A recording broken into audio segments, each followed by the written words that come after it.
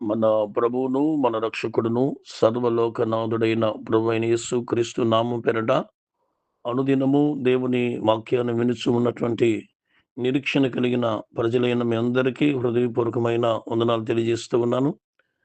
దేవుని బిడ్డలారా, మరి దేవుని వాక్యాన్ని మనం చదువుకొని దేవుని మాటలు ధ్యానం చేద్దాం. మీ అందరితో ఒక చిన్న మాట, ఈ యొక్క వర్తమానాలు మీకు, మీ కుటుంబాలకు ప్రయోజనకరంగా ఉన్నట్లయితే ఇవి మీ స్నేహితులకు, ఇతరులకు కూడా షేర్ చేయండి.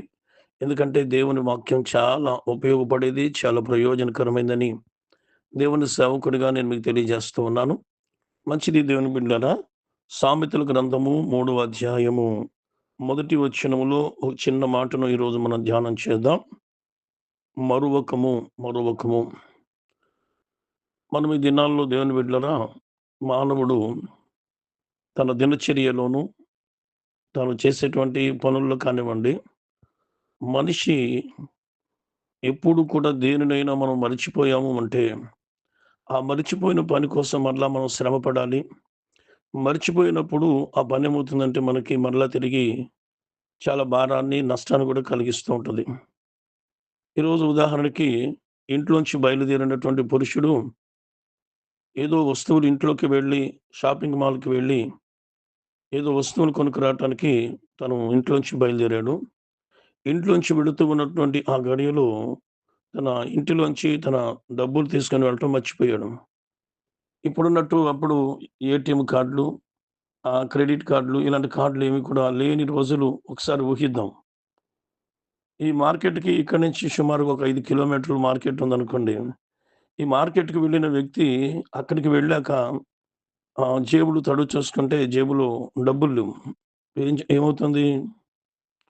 అంటే మనం వెళ్ళేటప్పుడే ఆ డబ్బు జేబులో ఉన్నాయా లేదని ఆ వ్యక్తి పరిశీలన చేసుకొని ఆ మార్కెట్‌కి వెళితే అంత దూరము వెళ్ళటం 5 కిలోమీటర్లు, రావటం 5 కిలోమీటర్లు, 10 కిలోమీటర్లు సమయము అదంతా కూడా ఏమైంది? వృధా అయిపోయింది.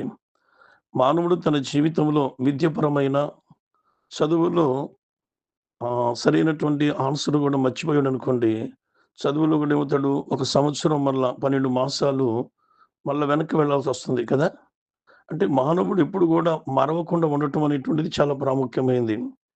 అయితే పరిశుద్ధ గ్రంథంలో ఈ సామెతల గ్రంథకర్త అది 3 అధ్యాయం మొదటి వచనంలో మహాజ్ఞాని అయిన సొలొమోన్ ఏమంటున్నాడంటే, "నా కుమారుడా, నా ఉపదేశములను మరువకము" అన్నాడు. అంటే దేవుని వాక్యమును అనగా దేవుని ఉపదేశమును ఏమని చెప్తూ ఉన్నాడు అంటే మరువవద్దు. అంటే దేవుని వాక్యాన్ని మరువవద్దు అని దేవుని వాక్యం సెలవిస్తూ ఉంది. ఈ దినాల్లో దేవుని బిడ్డలారా, దేవుని మందిరానికి వెళ్ళేటువంటి దేవుని బిడ్డలు ఈరోజు దేవుని వాక్యాన్ని మరిచిపోకుండా, మరవకుండా హృదయం అనేటువంటి పలక మీద వీటిని రాసుకునేవారు ఎంతమంది? దేవుని ఉపదేశమును కంఠధ్వని అంటే కంఠస్థం చేసేవారు ఎంతమంది? అంటే వాక్యం మరిచిపోకుండా, వాక్యాన్ని చక్కగా దేవుని బిడ్డలారా జ్ఞాపకం ఉంచుకునేటువంటి వ్యక్తులు ఎంతమంది? అరుదు, అరుదు. చాలా తక్కువ మంది. వాక్యాన్ని మరిచిపోయేవారు ఎక్కువున్నారు కానీ, వాక్యాన్ని దేవుని బిడ్డలారా జ్ఞాపకం ఉన్నవారు ఈరోజు మనము చూస్తున్నాం. ఈరోజు మనం దేనినైనా మర్చిపోయినప్పుడు చాలా ప్రమాదం. దానివల్ల మనకి మరి ఉపకారానికంటే మనకి చాలా మనకి నష్టం కలిగే ప్రమాదం ఉందని దేవుని సేవకుడిగా నేను మీకు తెలియజేస్తున్నాను దేవుని బిడ్డలారా. చూడండి పరిశుద్ధ గ్రంథంలోనే మరి 119వ కీర్తనలో 93వ వచనములో ఒక మాట నేను మీకు జ్ఞాపకం చేస్తున్నాను. నీ ఉపదేశం వలన నీవు నన్ను బ్రతికించితివి. నేనెన్నడును వాటిని మరువను అంటున్నాడు మరొక భక్తుడు. అంటే దేవుని ఉపదేశము మానవుని బ్రతికిస్తుంది. అంటే దేవుని వాక్యము, దేవుని మాటలు నిన్ను బ్రతికించేవి కదా!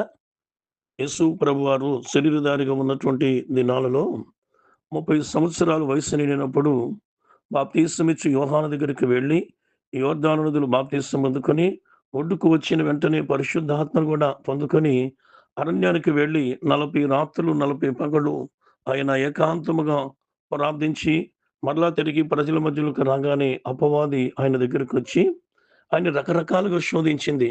ఆయన శోధించినప్పుడు యేసుక్రీస్తు ప్రభువారు ఏమన్నాడంటే, "ఈ రాళ్ళను రొట్టెలుగా చేసుకొని భుజించు" అని అపవాది గుర్తు చేస్తే యేసు ప్రభువనండు మానవుడు రొట్టె వల్ల మాత్రమే జీవించడం లేదు కానీ, దేవుని నోట నుండి వచ్చు మాట వలన జీవిస్తున్నాడు, బ్రతుకుతున్నాడు అన్నాడాయన.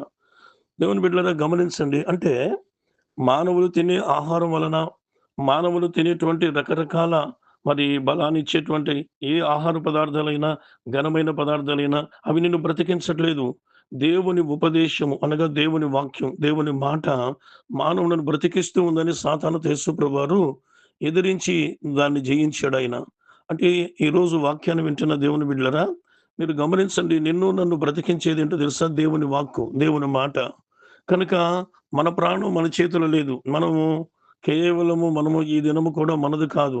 కనుక దేవుడు మనల్ని బ్రతికిస్తున్నాడు. ఆయన మాట బ్రతికిస్తుంది అని ఏ రోజైతే నువ్వు తెలుసుకుంటావో చాలా ఉపయోగం ఉంటుంది. అందుకే గదా! ఇదే 119 కీర్తనలో 50 వచనములో కూడా ఒక చక్కటి విలువైన మాట మనం చదువుకుంటాం. నీ వాక్యము నన్ను బ్రతికించినది. నా బాధలో ఇదే నాకు నెమ్మది కలిగించుచున్నది అని అంటాడు గదా! అంటే దేవుని వాక్యం నీ బాధలో నెమ్మది కలిగించేది.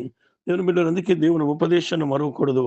మరొక చాలా ప్రమాదకరమైన మాట బైబిల్‌లో రాయబడి ఉంది. చూపిస్తున్నా చూడండి దేవుని బిడ్డలారా. హోషేయ గ్రంథము 4వ అధ్యాయము 6వ వచనములో ఒక భాగం, రెండవ భాగంలో ఏముందంటే, నీవు నీ ధర్మశాస్త్రమును మరిచితివి గనుక నేను నీ కుమారులను మరుతును. నీవు నీ ధర్మశాస్త్రమును అనగా నీవు నీ వాక్యాన్ని నువ్వు మర్చిపోయావు. నీవు మర్చిపోయావు గనక నేనును నీ కుమారులను మర్చిపోతాను అంటున్నాడు దేవుడు. అంటే మీరు గమనించండి. అంటే దేవుని వాక్యాన్ని అంటే మనము ఎప్పుడైతే మనం మర్చిపోతామో, ఇది మనతోనే ఆగిపోవట్లేదు. మన బిడ్డలను కూడా దేవుడు మర్చిపోతాడంట. అంటే దేవుని వాక్యాన్ని మనం మరవకుండా, దేవుని వాక్యం అంటే భయముతో, దేవుని వాక్యం అంటే గౌరవంతో, దేవుని వాక్యాన్ని ఎప్పుడైతే ఒక మానవుడు పట్టుకుంటాడో, అది నీకు, నీ బిడ్డలకు ప్రయోజనకరం, నీ కుటుంబానికి ప్రయోజనకరం. ఎప్పుడైతే దేవుని బిడ్డలారా మనము దేవుని ఉపదేశాన్ని మరిచిపోతే, ఆ మనిషి ఎలాగైనా జీవిస్తాడు, ఎలాగైనా బ్రతుకుతాడు, ఏదైనా మాట్లాడతాడు. అందుకే మనము దేవుని వాక్యాన్ని మరవకూడదు. దేవుని ఉపదేశాన్ని మరవకూడదు. అదే ప్రభువు యొక్క చిత్తము, ప్రభు యొక్క ఉద్దేశ్యం కదా! అందుకే 103వ కీర్తన ప్రారంభంలో ఆ భక్తుడు అంటాడు, నా ప్రాణమా యెహోవాను సన్నిధించుము. ఆయన చేసిన ఉపకారములలో దేనిని మరువకు అంటాడు. అంటే దేవుడు చేసేటువంటి ఏ ఉపకారాన్ని కూడా మనం మరవకూడదట. అది నిజమైనటువంటి భక్తులకు నిదర్శనం. ప్రార్థన. ప్రేమగల తండ్రి నీకు వందనాలు. ఈ వాక్యం వింటున్న వారందరిని ఆదరించి బలపరచండి. యేసు నామములో అడుగుచున్నాం తండ్రి. ఆమేన్.